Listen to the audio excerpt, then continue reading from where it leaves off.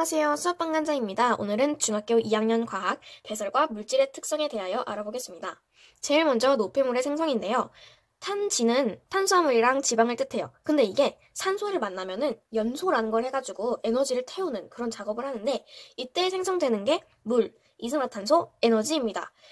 이것만 나오는데 단백질, 이 단백질 제가 빨간색으로 쳐놨거든요. 이게 중요해요. 단백질이 산소와 만나면 물, 이산화탄소, 에너지에다가 하나를 더 만들어내요. 그게 바로 암모니아입니다. 근데 이 암모니아는 독성이 있어서 우리 몸에 오래 있으면 그렇게 좋지가 않아요. 나빠요. 그렇기 때문에 얘를 빨리빨리 내보내야 되는데 독성이 있기 때문에 내려가는데 걸리는 그 과정을 다 거쳐가면 우리는 죽어 있어요. 그렇기 때문에 이거를 조금 약하게 바꿔놓은 다음에 이동을 시키는 작업을 해야 합니다. 그래서 노폐물 방출에 탄수화물, 지방은 그냥 이산화탄소, 물 이런 걸 배출해가지고 이산화탄소는 폐에서 날숨으로 가도록, 물은 폐랑 콩팥 동시에 날숨과 오줌으로 가도록 하는데 이 단백질에 있는 암모니아는 간에서 이거를 독성을 약화시킨 이름이 뭐라고요? 요소로 바꿔준 다음에 콩팥으로 내보냅니다. 이게 가장 중요해요. 간에서 무엇으로? 요소로 요소로 간에서 요소로 바꿔주는 작업을 합니다. 그 다음에 콩팥에서 오줌으로 나오는 거죠. 배설계에는 4가지의 배설계 그 기관들이 있는데 첫 번째 콩팥, 두 번째 오줌관, 세 번째 방광, 네 번째 요도가 있습니다. 콩팥은요 어떻게 생겼냐면은 대충 이렇게 생겼어요. 그리고 여기 오줌관이 달려있고요. 이 오줌관을 쭉 타고 내려가면은 동그란 방광이 있고 방광 끝에 요도가 있어요. 근데 이 콩팥은 겉질이 있고 속질이 있고 콩팥 깔때기가 있어요. 겉질에는 제일 중요한 게 있습니다. 바로 여기에 핵심 단어 네프론. 이 네프론은 가장 중요해서 우리가 꼭 외워야 합니다. 네프론. 이 네프론은 어떤 한 특정한 뭐가 아니라 사구체, 보먼주머니, 이거 이름 되게 중요해요. 외우셔야 돼요. 사구체, 보먼주머니, 세뇨관이 있습니다. 이 사구체는 모세혈관 덩어리예요. 콩팥 동맥에서 이렇게 모세혈관으로 올 때 이렇게 막 뭉쳐있는 그 막 동그랗게 구 형태로 되어 있는 게 사구체. 그리고 그 사구체를 감싸주는 게 보먼주머니. 보먼주머니를 따라서 쭈르르르 가서 아주 얇은 오줌이 통하는 통로가 있는데 그것이 바로 세뇨관이에요. 사구체는 아까 말씀드렸듯이 이런 모양이고요. 보먼주머니는 완전히 이렇게 감싸주는 듯한 그런 모양. 세뇨관은 모세혈관처럼 가늘지는 않은데 그래도 약간 가늘어가지고 이렇게 오줌관에 연결시켜주는 어떤 통로입니다. 이걸 통틀어서 뭐라고 한다고요? 네프론. 그리고 오줌관은 콩팥이랑 연결돼 있고요. 이 오줌관이 무슨 역할을 하냐면은 콩팥이랑 방광을 이렇게 연결시켜줘요. 이 두 개의 기관이 있어요. 근데 자 봅시다. 콩팥에서 오줌을 만들었는데 오줌을 떠내려 보내는 관이 없어. 그러면은 몸으로 다 줄줄줄 새겠죠. 그거를 이제 막아주는 게 오줌관입니다. 그래서 콩팥과 방광을 연결시켜주는, 이어주는 역할이고요. 방광에서는 오줌을 저장합니다.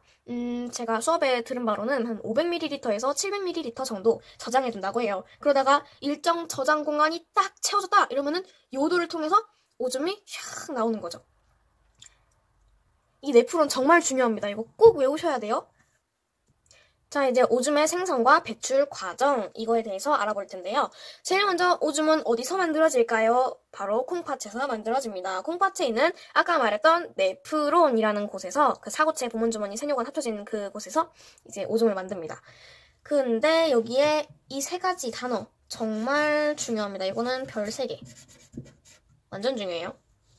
이 여과를 먼저 알아볼 텐데, 여과는 사구체에서 이렇게 아까 똘똘 뭉쳐있던 곳 있잖아요. 이렇게 모세혈관으로 똘똘똘똘 뭉쳐있는 곳에서 그 사구체를 감싸는 보먼주머니, 여기로 이동하는 곳에서 뭐가 움직이냐면은 적혈구나 단백질 같은 분해가 안 되거나 큰 영양소들은 여기 못 들어가요. 큰 거랑 작은 거를 걸러서 작은 거를 여기로 내보내는 거거든요. 작은 거에 어떤 게 있냐면 물, 포도당, 아미노산, 무기염류, 요소 등이 있습니다. 근데 이거를 다 걸러줘요. 이걸 써드릴게요. 이것도 조금 중요해요. 물, 요소, 포도당, 또 뭐 있었죠? 아미노산. 이게 단백질을 분해시킨 거예요. 아미노산이. 그 다음에 무기염류 등이 있어요. 이거를 다 밑으로 보먼주머니로 보내줘요. 그리고 적혈구나 단백질 같은 큰 거는 다 이렇게 다시 돌려보냅니다. 재흡수는 세뇨관에서 모세혈관 사이에 일어나는 건데요. 세뇨관은 더러운 게 흐르는 곳이에요. 반면에 모세혈관은 깨끗한 걸 빨간색이라고 칩시다. 그러면 모세혈관은 빨간 것만, 이 깨끗한 것만 이동하는 거거든요. 근데 만약에 이 더러운 곳이 흐르는, 이 요소 같은 게 흐르는 세뇨관에서 포도당이 발견됐네? 그러면 이거 포도당이 그대로 나가면 우리는 무슨 병에 걸렸다 하냐면 당뇨병에 걸렸다고 해요. 이게 잘 작동이 안 되면은 이 포도당이 여기로 빠져나올 때가 있거든요. 세뇨관으로 해서 오줌으로. 이건 절대 안 됩니다. 위험한 신호예요. 당뇨병에 걸릴 수도 있습니다. 그래서 얘를 모세혈관이 어딜 가? 이러고 이렇게 다시 여기로 끌어들여요. 이거를 재흡수라고 합니다. 다시 흡수한다 해서 재흡수예요. 반대로 분비는 모세혈관에 안 좋은 게 들어있어요. 요소가 들어있어요. 그러면은 안 되는데 넌 일로 와야 되는데 하고 여기로 보내는 게 분비입니다. 자, 이해가 좀 되셨나요? 다시 여관은 큰 거에서 작은 거를 거르는 거. 그 다음에 재흡수는 이 세뇨관에 있는 필요한 거, 우리 몸에 필요한 거를 다시 끌어들이는 거. 분비는 반대로 여기 깨끗한 것이 흐르는 이 모세혈관에서 안 좋은 게 있을 때 세뇨관으로 내보내는 거. 근데 안 좋은 거, 좋은 거가 뭐예요? 이러면 좋은 거를 빨간색으로 표시를 해볼게요. 무조건 다시 와야 되는 거. 포도당. 무조건 진짜 이거 우리 몸에 꼭 필요한 거. 포도당, 아미노산 같은 경우에는 100% 재흡수. 무기염료는 섞여 있어요. 그냥 뭐 들어와도 되고 안 들어와도 되고 마음대로예요. 반대로 세뇨관에서도 있어도 되고 없어도 돼요. 요소는 절대 안 돼요. 우리 몸에 들어오면 절대 안 되는 겁니다. 물도 마찬가지예요. 물도 그냥 뭐 나와도 되고 들어가도 돼요. 이거는 우리의 몸에 수분이 얼만큼 있냐에 따라서 나가는 정도가 달라져요. 자, 그리고 여태까지 배웠던 거 총정리를 해봤는데요. 소화계는 섭취를 해서 영양소를 들여보내고 대변으로 배출을 하면서 영양소를 이렇게 들여보내죠. 호흡계는 들숨과 날숨을 통해서 각각 산소를 우리 몸으로 보내주고 이산화탄소를 내보내는 역할을 하는 거죠. 순환계는 몸에서 무엇을 자꾸 운반해주는 역할을 한다고 했죠. 그래가지고 영양소를 먹고 산소를 먹었으면은 이거를 세포에 보내서 물질 교환을 일으킨 다음에 이산화탄소와 노폐물을 방출시켜서 이 노폐물은 배설계로 가가지고 우리가 아까 방금 배웠던 배설을 통해서 오줌으로 내보내집니다. 자, 이제 새로운 단원. 와, 물질의 특성인데요. 물질의 특성에는 밀도, 끓는 점, 녹는 점, 용해도가 있습니다. 근데 오늘은 밀도와 끓는 점만 배울 거예요. 제일 먼저 순물질이 뭐고 혼합물이 뭐예요? 순물질은 순수한 물질. 한마디로 한 가지 물질로 이루어진 순수한 물질입니다. 선생님, 근데요, 제가 이런 거를 봤는데 얘는 얘랑 합쳐지니까 두 개가 있으니까 혼합물인 거 아닌가요? 이렇게 물어보시는 경우가 종종 있어요. 근데 이거는 염화 나트륨이거든요. 이 NaCl은 순물질입니다. 왜냐면은 단순히 섞이기만 한 게 아니라 만약에 얘가 나트륨이라고 하고 얘가 염산이라고 해봅시다. 얘네가 둘이 단지 섞여서 그냥 이렇게 있는 것만이 아니라 얘네가 둘이 결합, 그냥 단순히 섞이는 거랑 결합은 달라요. 결합을 해서 새로운 물질을 만들어내는 것. 그래서 얘가 이렇게 자체로 하나가 된 것, 이게 순물질이에요. 그래가지고 한마디로 화학식으로 나타낼 수 있는, 이렇게 화학식 같은 걸로 나타낼 수 있는 것은 순물질입니다. 혼합물은 두 가지 이상의 순물질이, 이거 중요해요. 성질이 어떻게? 성질이 안 변해. 안 변하고 섞여요. 이걸 혼합물이라고 하는 거예요. 예를 들어서 물이랑 소금이랑 합쳐지면 소금물이 되듯이, 근데 얘는 각각의 성질이 변하지가 않잖아요. 물과 소금을 섞었는데 갑자기 용광로가 나오지는 않잖아요. 새로운 물질이 나오거나 막 이러진 않고 둘이 그냥 있는 성질 그대로 섞이기만 해서 소금물이 된 거잖아요. 그렇기 때문에 얘는 혼합물이라고 볼 수가 있죠. 자, 이제 밀도에 대해서 알아볼 텐데요. 밀도는 물질의 단위 부피당 질량. 그래서 식도 부피분의 질량입니다. 너무 간단하죠? 그냥 의미만 외우고 있으면 식도 그대로 딸려와요. 자, 이제 밀도의 특성에 대해서 알아볼게요. 밀도는 종류가 같으면 밀도도 같아요. 물의 밀도는 1이에요.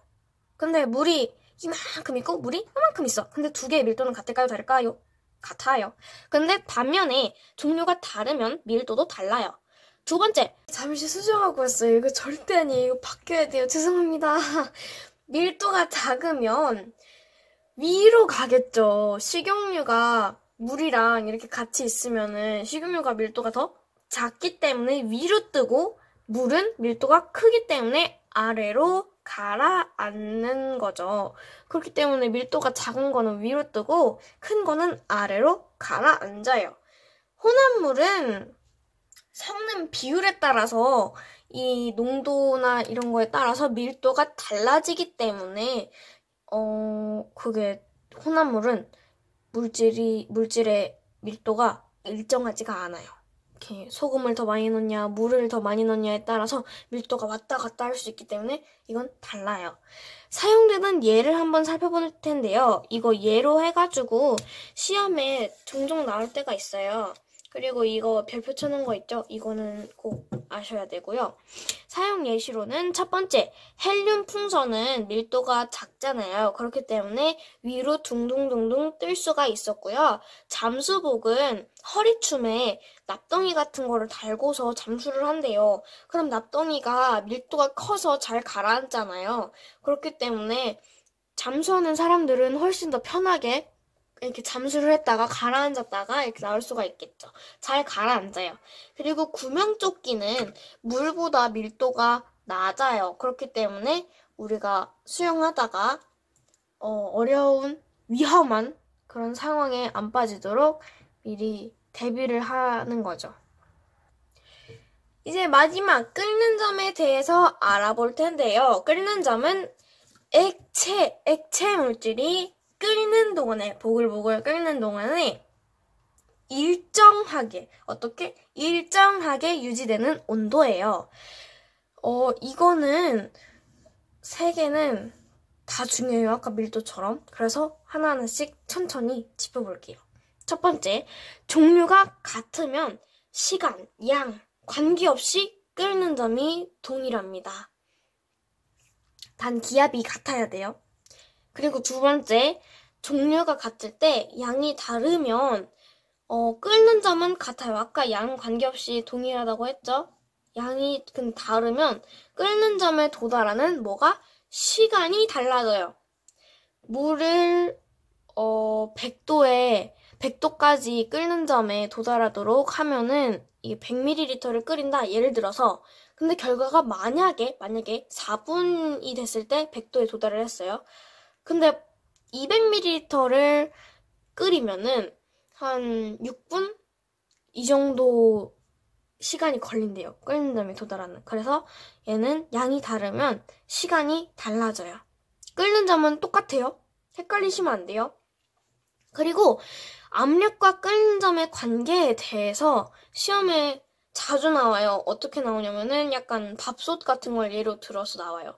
산에 올라갔는데 냄비에 밥을 했는데 밥이 설이 익었대요. 이거 왜 그랬을까요? 이렇게 물어보는 문제가 많아요.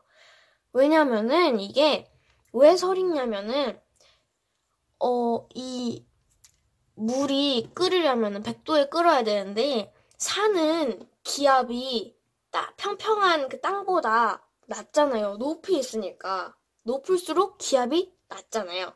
그래서 외부 압력이 낮으니까 끓는 점도 낮아져서 낮은 온도에서 끓기 때문에 밥이 설익어요. 그렇다면은 해결책으로 어떤 게 있을까 하면은 그 냄비 뚜껑 위에 돌을 얹어놔서 기압을 높인다 이렇게 쓰면은 perfect. 얘는 아까 저는 냄비로 예시를 들어줬는데 이거는 압력이 크면 외부 압력이 그러니까 바깥에서 이렇게 주는 압력이 크면은 끓는 점도 높아져요. 반대로 압력이 낮아지면 외부 압력이 낮아지면 끓는 점도 똑같이 낮아진다는 거죠. 이거 조금 중요해요. 그렇기 때문에 이거는 잘 알아두셔야 됩니다. 제가 아까 말씀드렸던 이 냄비 예시도 같이 외우셔야 되는데 냄비 어떻게 그리지? 잠시만요. 냄비가 뚜껑 여기 돌을 얹는다. 돌을 얹어서 기압을 높여야지만 산 위에서 얘를 보글보글 끓여요. 쌀을 끓일 때 돌을 얹어서 기압을 높여가지고 끓는 점을 높여서 밥을 설익지 않게 한다. 이거. 자, 오늘 영상은 여기서 끝이 났고요. 이게 도움이 많이 되었으면 좋겠어요. 맨날 말하는 거지만 도움이 많이 되었으면 좋겠고요. 영상 끝까지 봐주셔서 감사하고 다음 시간에는 국어로 찾아뵙겠습니다. 안녕!